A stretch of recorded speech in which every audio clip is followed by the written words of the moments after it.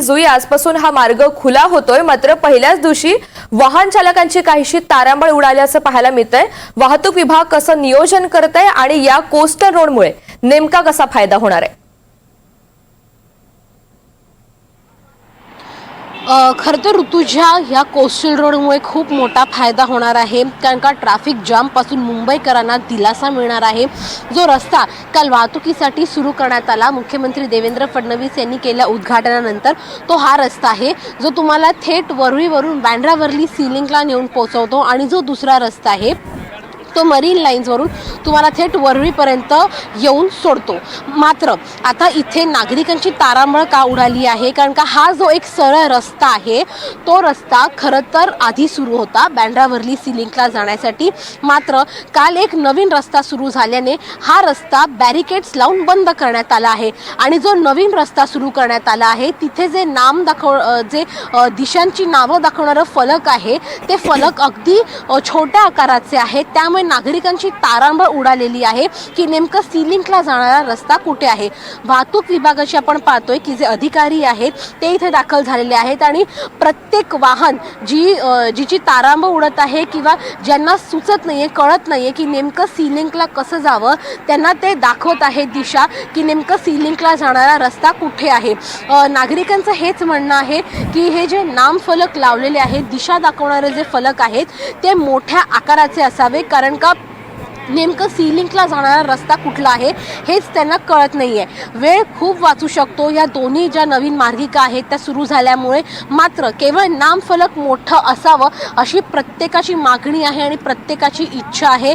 हा जो नवीन मार्ग सुरू झालेला आहे तो तुम्हाला सी लिंकला नेऊन पोहोचवतो आणि दुसरा जो मार्ग आहे तो तुम्हाला मरीन लाईन्सवरून थेट वरळी म्हणजे दादर प्रभादेवीच्या दिशेने नेण्यासाठी सोपा आहे। आपण इथे पाहतोय की एक सिग्नल सुटला आहे आणि सिग्नल सुटल्यामुळे जो काही ट्रॅफिक येतोय तो सगळा इथे थांबलेला आहे आणि पोलीस प्रत्येकाची मदत करत आहेत।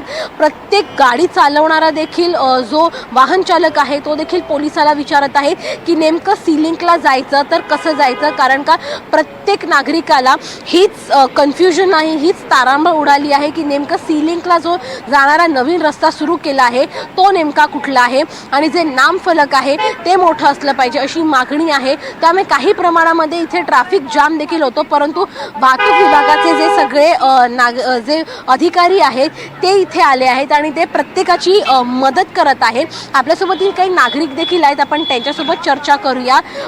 काय सांगाल तुम्ही, नवीन रस्ता सुरू झालेला आहे कोस्टल रोडचा, कसं वाटतंय, काय अनुभव तुम्ही सांगताय? मॅडम, खरं सांगायचं झालं तर हे अशा प्रकारची जी सोय झाली आहे किंवा आपण म्हणू शकतो की हे जे इज ऑफ ट्रॅव्हलिंग झालेलं आहे हे खूप नाही का ट्रॅफिक अवॉइड करण्यासाठी म्हणून आपल्याला याचा फायदा होणार आहे आणि जो वेळेची जी बचत होणार आहे ती खूप होणार आहे। कारण यापूर्वी नाही का मंत्रालयात जायचं म्हणे किंवा मंत्रालयातून इथे यायचं म्हटलं की बंडापर्यंत तर कमीत कमी 1 ते सव्वा तास लागायचा। आता तो जर प्रवास 15-20 मिनिटांमध्ये होत असेल तर खरंच वेळेची खूप बचत होईल आणि नाही का मुंबईकरांना स्पेशली अशा प्रकारचं म्हणजे घर आणि ऑफिसपासून घर हे खूप इझी होणार आहे। असं ट्रॅफिक जामचा तर मुद्दा आहे की ट्रॅफिक हलकं होणार आहे, मात्र इथे जे फलक लावले आहेत, जे नाव लावले ती त्याच्यामुळे कुठेतरी जे गाडी चालक आहेत त्यांचं कन्फ्युजन होताना पाहायला मिळते, कारण का कळत नाही की सी लिंकला जाणारा रस्ता कुठला आहे आणि मरीन लाईन्सला जाणारा रस्ता कुठला आहे। नाही मॅडम, कुठलीही नवीन वस्तू होताना सुरुवातीला ह्या अडचणी होतील, पण मुंबई पोलीस ज्या पद्धतीने इथे दिशा दिग्दर्शन करतायत आणि काही व्हॉलेंटियर्स पण आहे त्याच्यामुळे सगळं इझी होईल।